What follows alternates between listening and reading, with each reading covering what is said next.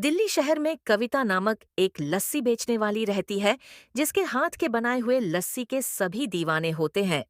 कविता जी, आपकी दुकान पर मिलने वाले सारे सभी लस्सी एकदम मस्त होते हैं मुझे। वो दही वाला लस्सी और काजू वाला लस्सी दे दो। वाह वाह वाह वाह वाह!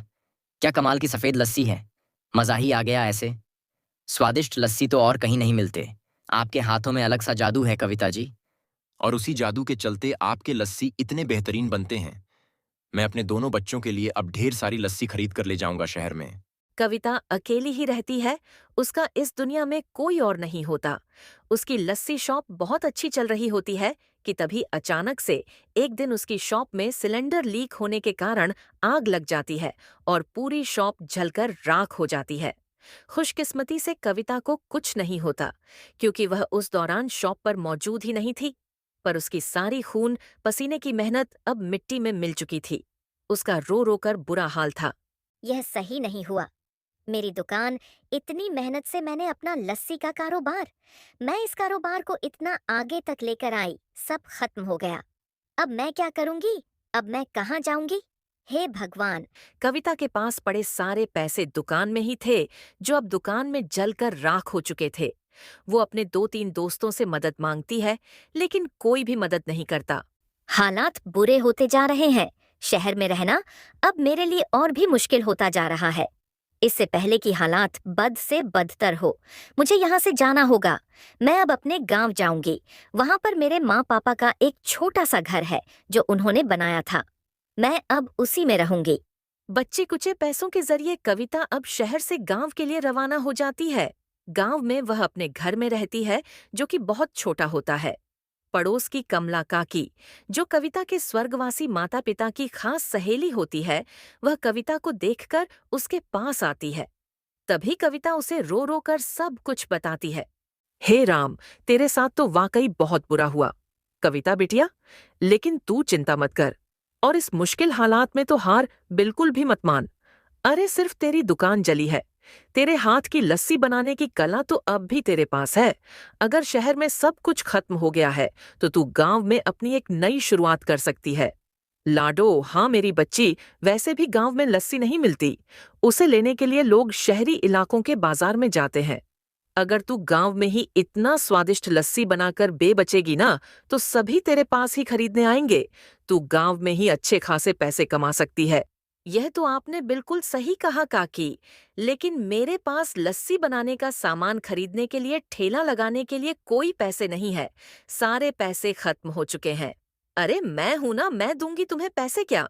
हाँ, तू मुझे बाद में पैसे वापस कर देना बिटिया। लेकिन फिर फिलहाल तुझे पैसों की ज्यादा जरूरत है। ये ले बिटिया, जा जाकर सारा सामान खरीद ला और एक नए सिरे से शुरुआत कर। धन्यवाद काकी, मैं आपकी हमेशा एहसानमंद रहूंगी। कविता अब सामान खरीद कर लाती है और गांव में ही अपना लस्सी का ठेला लगाती है। अरे वाह लस्सी! वो भी हमारे गांव में। अब तो हमारे मजे ही मजे हैं दीदी। मुझे वो बादाम वाला लस्सी दो। और सभी बच्चों को कविता के लस्सी बहुत पसंद आते हैं। कविता की एक हफ्ते में ही बहुत तरक्की हो जाती है, जिसे देख कमला भी बहुत खुश होती है। शाबाश! कविता बिटिया, मुझे पता था कि तू अपनी कला से जरूर आगे जाए। अभी तो बस शुरुआत है। धन्यवाद कमला काकी। अगर आप मुझे प्रोत्साहित करके मेरी मदद नहीं करती तो ये सब नहीं हो पाता। इस सब में सबसे अधिक योगदान तो आपका ही है। यह लीजिए, आपके लिए मैंने शुगर फ्री लस्सी बनाए हैं। ना बाबा, ना मैं, ना खाने वाली। ये लस्सी वो मुझे तो डॉक्टर बाबू ने मना किया है मीठा पीने से, वरना मैं तो सबसे पहले पीती। ना तेरे हाथ के बने हुए लस्सी, घबराइए मत। काकी ये लस्सी शुगर फ्री है, यानी इनमें मिठास तो है, लेकिन चीनी नहीं है। चीनी के बिना भी इनका स्वाद कायम रहेगा और आपकी सेहत के लिए भी हानिकारक नहीं रहेंगे। ये क्या बात है? ऐसे लस्सी भी बनाती है तू? अरे वाह, फिर तो मैं ढेरों खाऊंगी। शुक्रिया शुक्रिया। कविता बिटिया, कोई बात नहीं। और यह रहे आपके पैसे। अरे तू बाद में दे देती ना, इतनी भी कोई जल्दबाजी नहीं थी। बिटिया नहीं, काकी ये लीजिए, बाद में मेरे पास खर्च हो जाएंगे। तो कविता की तरक्की के कारण अब गांव के वाले सरजू की दुकान पर कोई नहीं आता, जिस कारण वह काफी गुस्सा हो जाता है। उस कल की आई कविता लस्सी वाली के कारण मेरे पास कोई नहीं आ रहा है। कल तक जो बच्चे पाठशाला से छूटकर सबसे पहले मेरी दुकान पर आया करते थे। आज वो उस तुम कविता लस्सी वाली के पास जा रहे हैं। ये सब उस लस्सी वाली के कारण हो रहा है। मुझे उसे अपने रास्ते से हटाना ही होगा, फिर चाहे कुछ भी हो जाए। सरजू अब रात में कविता पर नजर रखता है और वह उसके घर का पता लगा लेता है। वो उसके घर जाता है और सरजू को दरवाजे पर अचानक से आए देख कविता घबरा जाती है। पागल वागल हो गए हो क्या? इतनी रात गए कोई किसी के दरवाजे पर ऐसे भूतों की तरह खड़ा होता है? क्या क्या काम है? चलो निकलो यहाँ से। निकलेगी तो तू अब वो भी इस गांव से? हाँ क्या? अबे ओ लंगूर, ये सब क्या बकवास कर रहा है तू? और तेरी हिम्मत कैसे हुई मुझसे इस लहजे में बात करने की? एक थप्पड़ लगाऊंगी, ना तो सीधा जाकर बावड़ी में चला जाएगा। अबे चुप, बहुत हो गया तेरा नाटक।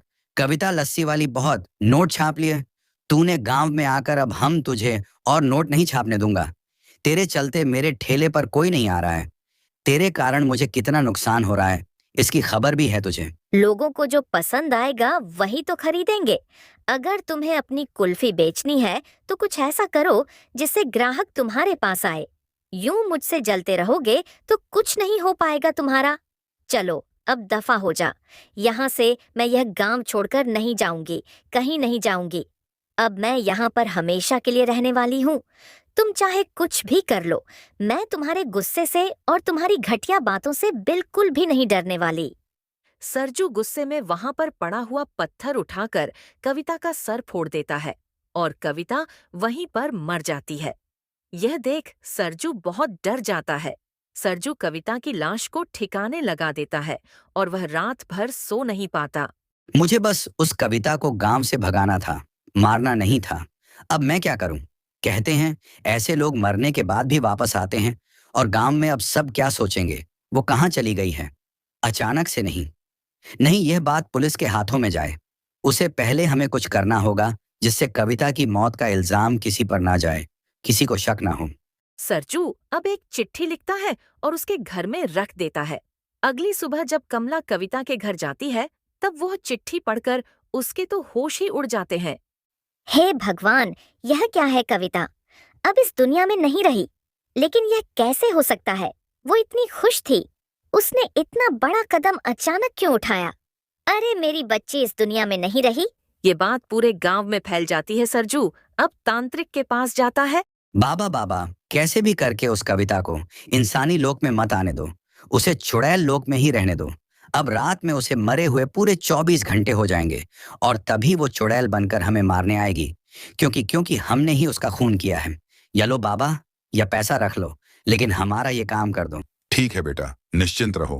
वो लस्सी बेचने वाली चुड़ैल तुम्हारे पास नहीं आएगी। सरजू वहां से चला जाता है। वह बहुत खुश होता है। लेकिन अगली सुबह जब सरजू बाहर निकलता है तब वहां पर कविता का लस्सी ठेला देखकर वह हैरान रह जाता है। सभी गांव वाले और साथ ही कमला भी कविता को देखकर घबरा जाती है। तभी कविता अपना चुड़ैल रूप ले लेती है और वहां पर तांत्रिक बाबा भी आ जाते हैं। मैं अब एक चुड़ैल बन चुकी हूँ और मैं यहाँ इसीलिए आई हूँ क्योंकि मुझे सभी को इस मूर्ख सरजू की सच्चाई बतानी है। मैंने खुदकुशी नहीं की है, मुझे मारा गया है। चुड़ैल कविता सबको उस रात हुई घटना के बारे में बताती है, जिसे सुनकर सब चौंक जाते हैं। पूरे गांव के सामने कविता सरजू को मार देती है और उसके बाद गांव वालों, मैं चुड़ैल हूँ, लेकिन उसके बाद भी मैं आप सबके बच्चों को आप लोगों को लस्सी बनाकर देना चाहती हूँ। क्या आप मुझे इस रूप में स्वीकार करेंगे? और इस तरह चुड़ैल कविता गांव में लस्सी बेचना जारी रखती है।